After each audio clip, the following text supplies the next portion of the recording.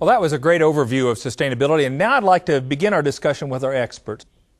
Kim, let's kick it off with you. How do you define sustainability, and what does it mean to our industry? Yeah, so sustainability is a tricky word because 100 people will have 100 different answers.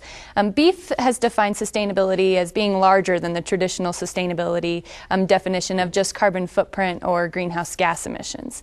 And really, the beef industry was interested in understanding a more balanced approach to sustainability that included a measurement of beef's contributions in environmental responsibility, economic opportunity, and social diligence.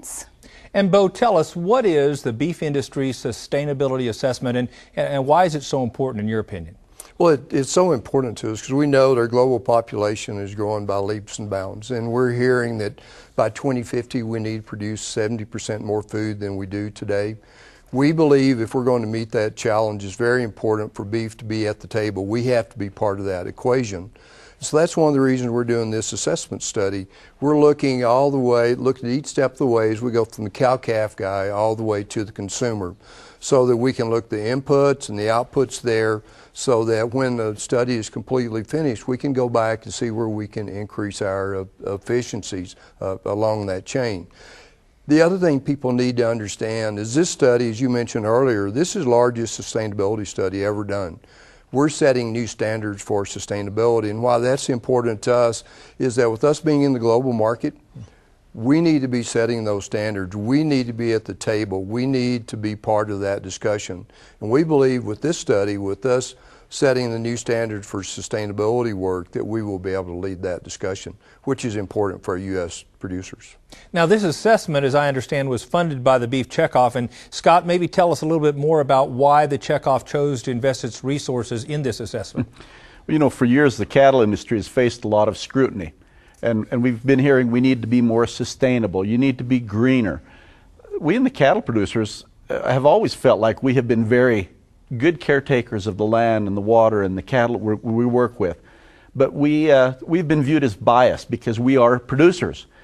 What we've lacked is a scientific study there where we literally had the information we could stand up and say, look, this shows that we are being sustainable.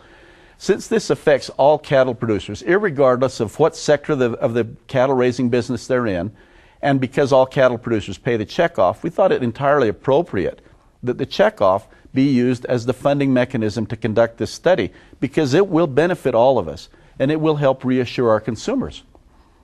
And I guess, you know, I'm glad to hear you say that, because my perception is we have had a sustainable industry. But Bo, why is measuring sustainability so important all of a sudden? Well, you're right. We've made great progress through the years.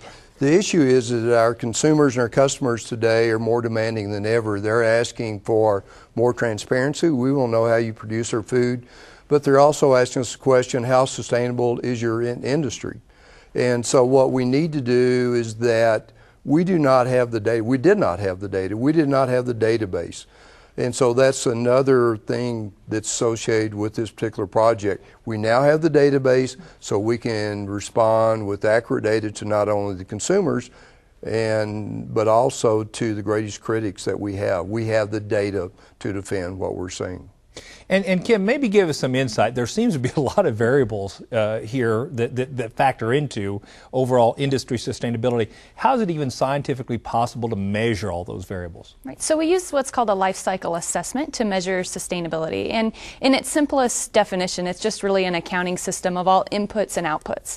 So that's most tangible to understand when you look at the pre-harvest sectors of our industry. So the packing and case-ready and retail sectors. And if you think about the way that the consumer buys beef, it's in a styrofoam package. So for example, that styrofoam and that plastic would be inputs. So we account for those and then account for those outputs. Now on the pre-harvest side, it's a little more difficult, right? Because we know that there's so much biological variability. So we use dynamic computer models that are based in math and predict weather emissions for every minute over 25 years. So there's equations that then take into account temperature, rain, soil type, maybe grass type. And then from there, we can basically predict those biological inputs like forage growth or cattle growth to understand full chain sustainability. Well, no doubt, sustainability is a complex topic, but you all have done a wonderful job providing some foundational understanding upon which we can build for today's discussion.